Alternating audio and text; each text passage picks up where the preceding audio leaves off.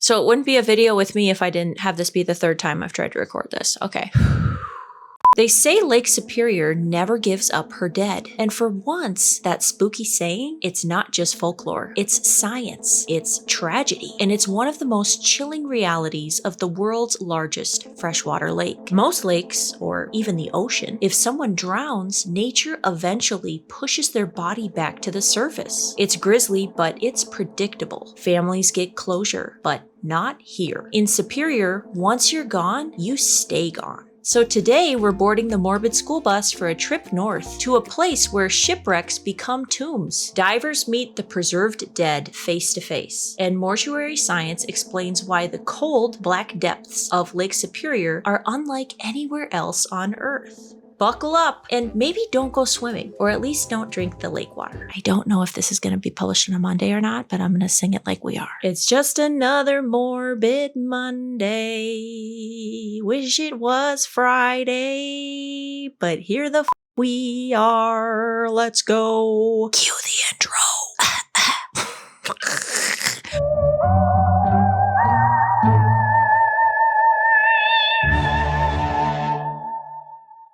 Also, do you like that my skeleton is holding a cup of coffee? Hey!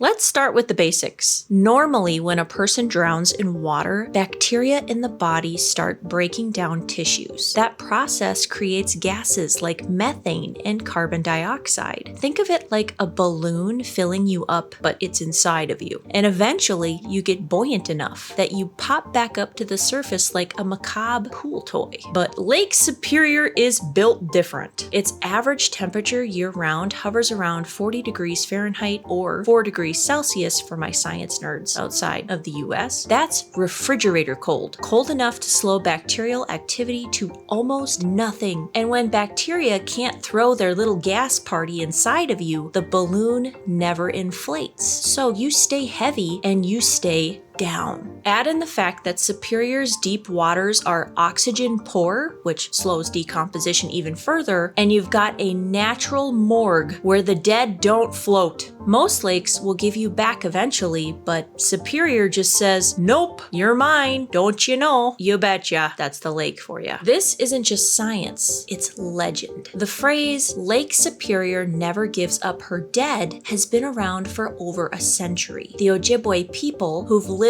along those shores for generations, have stories of the lake as a spirit keeper, swallowing people whole. Early settlers passed on tales of mysterious drownings where bodies were never recovered. It gave Superior a mythic, almost supernatural reputation. But what's spooky is, unlike most legends, this one has a basis in fact, science, and folklore, holding hands across the grave. Now here's where people ask, what about the ocean? Don't bodies disappear there too? And the answer is yes, but for completely different reasons. The ocean erases you. Salt water draws fluids out of your body, dehydrating and breaking you down. Marine life, sharks, crabs, fish, they speed things up, scattering you into the food chain for others to enjoy. Currents move what's left until you vanish into the abyss. Lake Superior keeps you. Freshwater, ice cold, oxygen starved, no bloating, no scattering, no floating back up. You just wait, preserved, sometimes for decades. The ocean erases you, Lake Superior keeps you, and that's what makes her one of the most haunting cemeteries on Earth. So it wouldn't be me if we didn't dive into some history, so let's talk about the most famous case, the SS Edmund Fitzgerald. November 10th, 1975, a 729-foot ore carrier carrying 26,000 tons of taconite pellets was caught in a brutal storm. She sank in Canadian waters 530 feet down. All 29 men on board died. And here's the chilling fact, not a single body was ever recovered. Families never got closure because Lake Superior kept them. Divers who have visited the wreck describe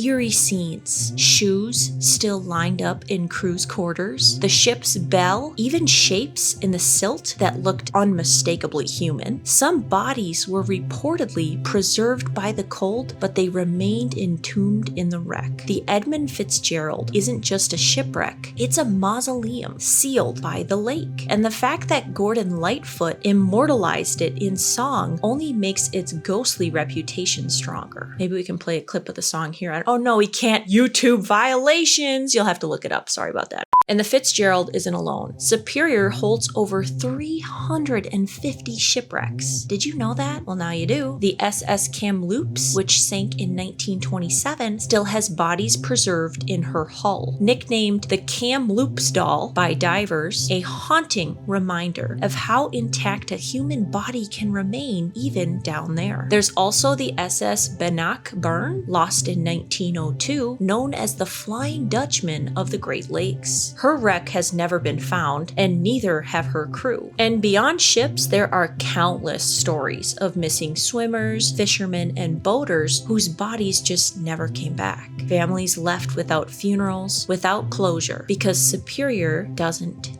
give. I want you to imagine being a diver down there. You're exploring a shipwreck, and suddenly you see them. Preserved bodies, still in their clothing, skin waxy from a process we morticians call adipocere. Adipocere, or grave wax, happens when fat tissue breaks down in wet, oxygen-poor environments. So instead of rotting away, the body turns into this soap-like substance that preserves its shape, sometimes even facial features. It's kind of creepy, but it's scientific, and it means some people down there look like they've been frozen in time for nearly a century. Divers even talk about making eye contact with faces that drowned decades ago. And let me tell you, no embalming fluid I've ever used comes close to what Lake Superior can naturally do. So why do we keep coming back to this phrase, Lake Superior never gives up her dead? Because it's more than science. It's about the human need for closure. And in most cases, the water returns the body and families get to grieve. But here, the lake refuses. It's a reminder that nature is indifferent. She doesn't care about our rituals, our funerals, our need to say goodbye one last time. It's beautiful, it's terrifying, and it's why Lake Superior feels less like a body of water and more like a living entity, one that takes but never gives back. So researching Lake Superior sent me down a rabbit hole, because once you learn that one lake hoards its dead like a dragon guarding treasure, you have to wonder, are there others? And oh yes, there are. So let's take a tour. Beep beep, board the magic school bus. Oh wait, but it's the morbid school bus. Da-da-da-da. I don't know how the song goes. Sorry, forgive me. First stop, Russia. Lake Baikal. Forgive me, Baikal. Baikal. B-A-I-K-A-L. It is the oldest, deepest freshwater lake on the planet. Over 25 million years old. How do they even know that? And plunging more than 5,000 feet deep. If Lake Superior is a fridge, Lake Baikal is a walk-in freezer the size of a country. Bodies lost here, gone, gone. They're not coming back up. And not just because of the cold. The sheer depth means recovery is basically impossible. But here's where it gets weirder. In the 1980s, Soviet military training divers in Baikal reported encounters with, wait for it, swimmers in silver suits, humanoid figures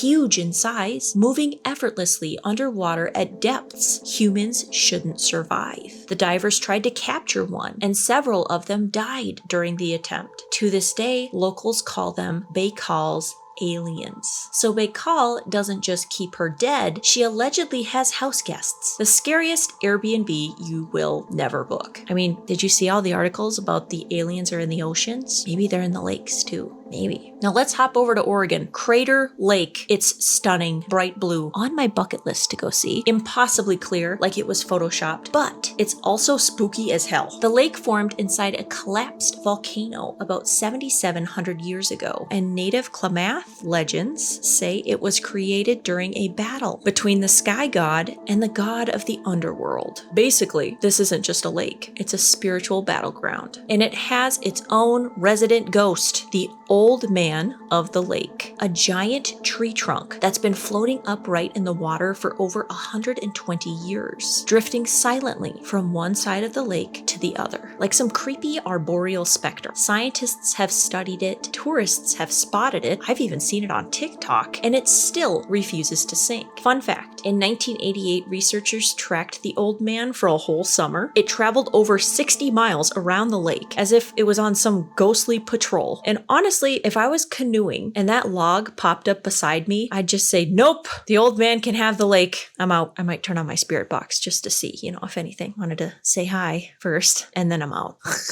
Next up, Lake Lanier in Georgia. Lanier? I think it's Lanier. If you've heard of it, you already know. This place is nightmare fuel. It's a man-made reservoir created in the 1950s when the government flooded towns, farmland, even cemeteries to build a water supply. And let's just say they didn't exactly get every coffin moved out of the way. Entire graveyards were swallowed. Since then, Lanier has racked up hundreds of deaths, drownings, boating accidents, people vanishing without explanation. Locals say it's cursed, haunted by the spirits of those left behind when the lake was created. Divers report eerie encounters with trees, houses, and even headstones on the bottom, like an underwater ghost town. There's even a nickname, the deadliest lake in America, and every summer, new stories add to its reputation. Superior has science on her side, but Lanier feels personal, like something's actively trying to pull you under. Finally, Lake Tahoe. Gorgeous, touristy, crystal clear,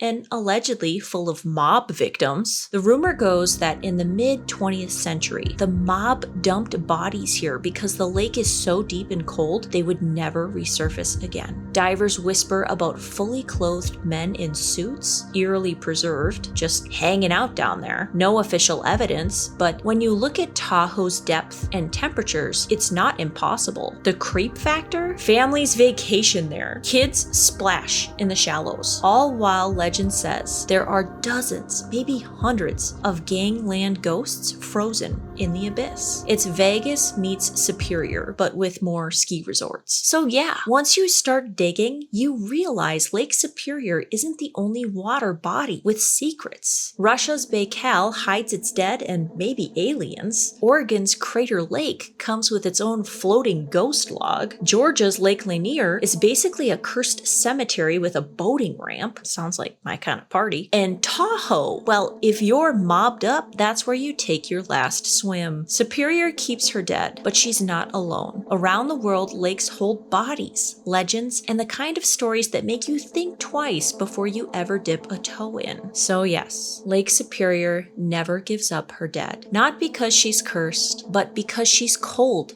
deep, and unyielding. The ocean erases you. Lake Superior keeps you. Would you dive Lake Superior's depths knowing who's still waiting down there? Or would you rather stay safely on shore with your hot cocoa? Let me know in the comments. If you love morbid science, shipwrecks, and spooky folklore, make sure to like, subscribe, and hop back on the Morbid School Bus next week. We do this every Monday. And looking to add Thursdays. I just gotta get my together so I can get it to the editor in time. But I am really enjoying our Morbid Mondays together, and until then, remember, death doesn't wait for warm water. And in the end, death always finds a way. Well, this has been fun. I have no mango kisses for you because she is sleeping. So instead, you get Scully kisses. Skelly? Scully? Oh no, his name is Ozzy Osbones, actually. I'm not stealing Skelly. Come here. Give me your head. Thank you.